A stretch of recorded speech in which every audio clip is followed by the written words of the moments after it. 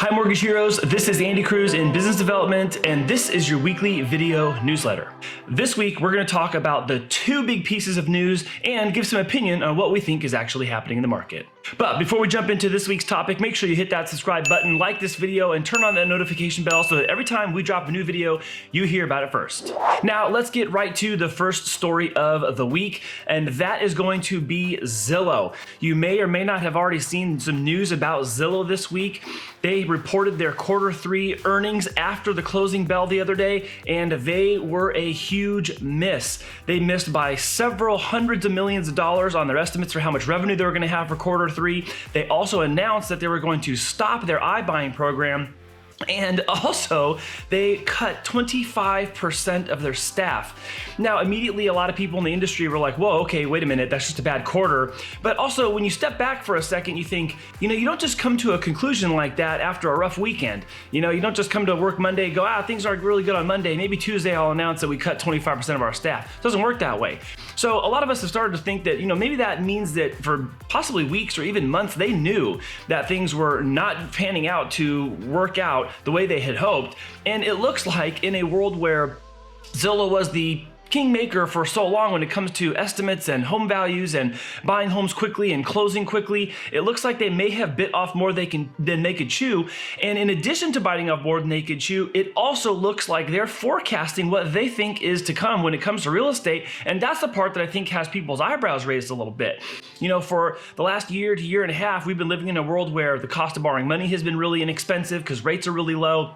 And then you have home values that have been on the rise, partially due to the amount of demand, partially due to the low cost of borrowing money, and then also partially because people are moving out of dense areas into more rural or other outskirts other than the main epicenter of cities. And you see that from migration patterns, and you see other states that are having like really high increases of home value in a short amount of time. And that money is coming from places like California, where people are selling their house here, taking that equity and going and using that elsewhere. And you see really elevated home values in places that don't typically have them. And Idaho is actually one of the best examples of that, where a lot of California money has gone and has really ramped up prices in a very quick fashion and pushed up all local values because people are playing with a lot more money relative to Idaho terms when they're coming from California with all that cash.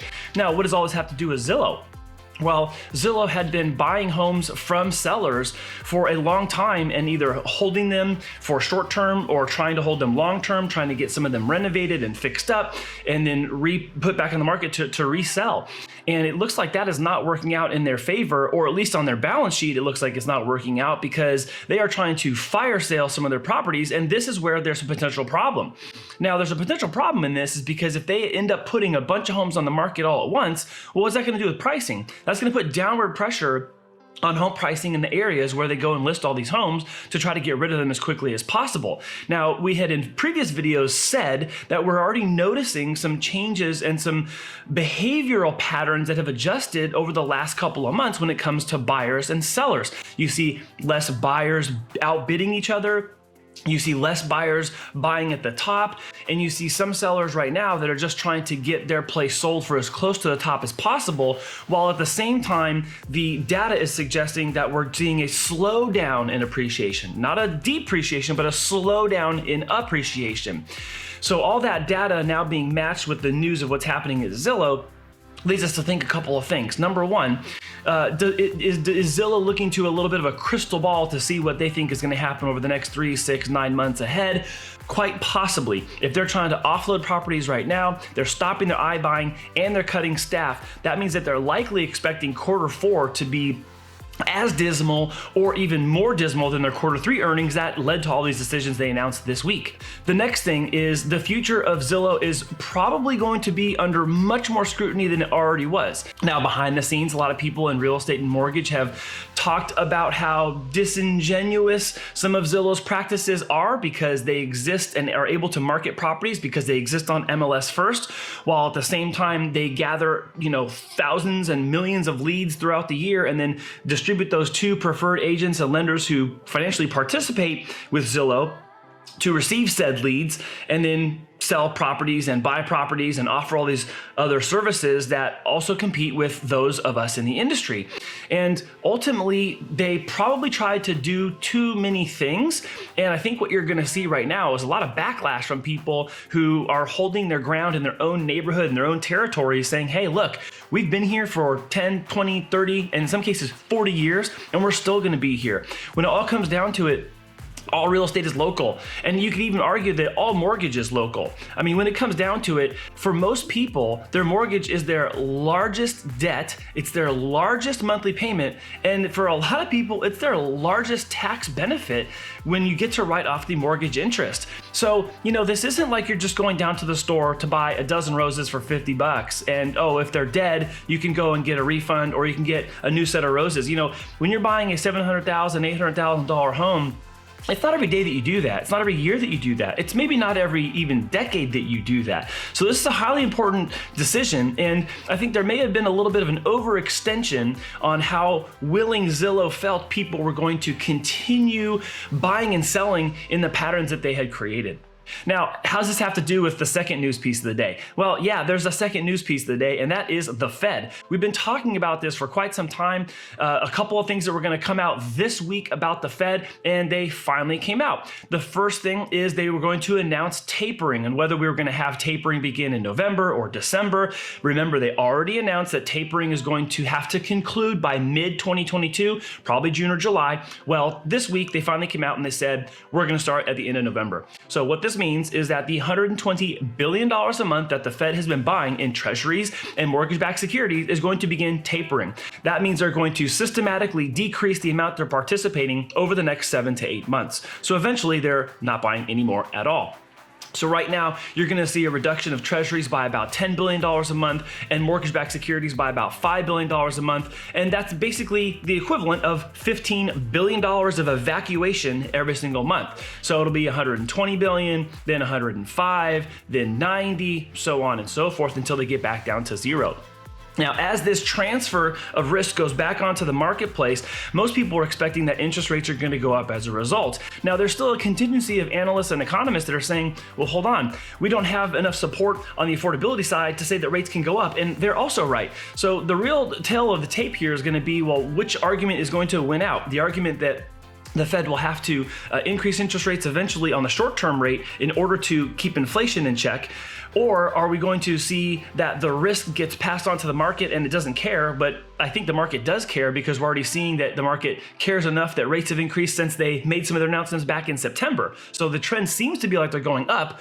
But at the same time, the argument could be made that there just is going to be an affordability issue because you can't have increasing rates at the same time you have increasing prices and you're transferring risk back onto the market. Those functions don't all go together to equate towards low rates for the near term or even the long term. So over the long term, will rates have to stay close to the low lows? Yeah, I don't know that we're going to see interest rates in the 5s and 6s and 7s in the next year or even the next two, specifically because the Fed is doing as much as they can with their monetary policy in order to prevent things like that from happening, from preventing also hyperinflation across the board, even though we're already seeing inflation in many aspects of consumer life. Hyperinflation would be a whole different conversation. They are doing absolutely everything they can to try to keep that from happening. And the other quick part is that, they said they're going to keep their key interest rate to 0 to 0.25% until probably the end of 2022. Now, this number has been the same for over a year, but the time for which they're going to keep it that way has a lot to do with inflation. When they keep that short-term interest rate, that's for things that are like car loans, line of credit, credit card, financing, APR. Those are the things that are affected by that, not mortgage rates directly. But their opinion about the market and their opinion on what is happening with monetary policy and how it's affecting everyday Americans, how it's affecting the financial system as a whole, preventing adverse negative effects to the industry at large is really one of the primary goals. And as long as they are uncomfortable with inflation, they're going to be wrestling with this short-term rate of 0 to 0.25%. And what that really translates to you watching this, and to all of us really, is what that means for our short-term costs, even things that we buy on the shelf, and even some of the service sector that is directly affected by the cost of things, even as simple as just getting supply chain moving, and the cost of supply getting from port to shelf also changes the price that we pay out of our pockets as consumers. So you have two big topics: the whole Zillow thing and what that means for real estate, and then the Fed announcement and what that means for monetary policy. And they're all kind of happening and converging at the same time. You know, we did not expect the Zillow news to happen this week. We were waiting on the Fed, and we were waiting to talk about the Fed this week, but the whole Zillow thing now adds another layer to that cake, where it's going to be extremely fascinating, at least for me, for me delivering this information to you. It's going to be fascinating to see what happens over the next couple of weeks and months, because I am predicting, and this is my personal opinion, but I am predicting that you're going to see other real estate entities start making some more confident predictions about what they think 2022 and 2023 in real estate is going to look like as a result of what Zillow announced this week. They will probably feel a little more confident about coming out with their projections and their expectations and their analysis of what to expect in real estate, which might paint an even better picture for what we should expect too, because it won't just be Zillow reporting bad information, Zillow biting off more than they can chew. It will be more of the breadth of the industry saying what they are witnessing and observing and what we should expect moving ahead. Keep your eyes open for places like Redfin or Opendoor, or even some of the CEOs from the major real estate companies across the country making public quotes and statements about how they are looking at the years ahead. As always, if there's anything that we can do directly to help you win in real estate and mortgage, not only through this year, but also looking forward into 2022, please let us know. You can write a comment in the box below, send us a direct message, give us a call, shoot your loan officer an email. Let us know how we can help you. We really want to make sure that we're helping you assess your situation, make right choices so that you can win no matter what the outcome is that you have for you and your family. Also, please feel free to share this video with someone you know and care about so they are informed, they're brought up to speed. And yes, this week had a lot of opinion and a lot of perspective in it, but remember, we're bringing this all from the combined years of experience that we've had in this industry and being in this market all the time, and kind of taking a step back and going, okay, what is all this going to mean for everybody, and what should they know? And you know, it's always likely that the opinion is going to be matched with fact. It's just a matter of time. So please be informed, be aware, and share those with people you care about so that they can make their best choice in real estate as well. Thank you so much for watching this week's video, and we'll see you again next week.